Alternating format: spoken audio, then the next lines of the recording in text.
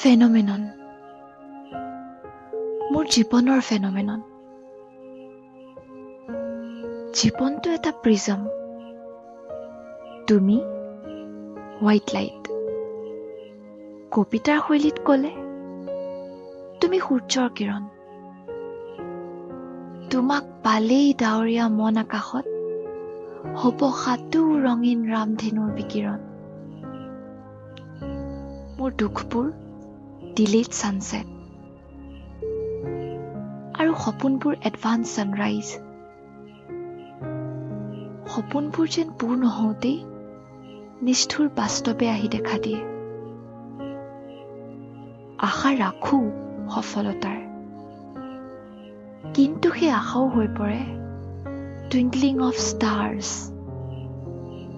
কি ক'বা, variation in density of my life's এটমছফিয়াৰ।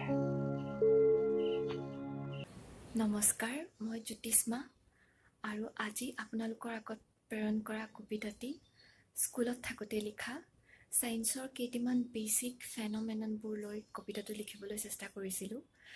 যেনেকৈ ষ্টাৰ্ছবোৰে কিয় টুইংকল কৰে, ৰেইনবো কেনেকৈ ফৰ্ম হয়, এনেকুৱা ধৰণৰ বস্তুটি।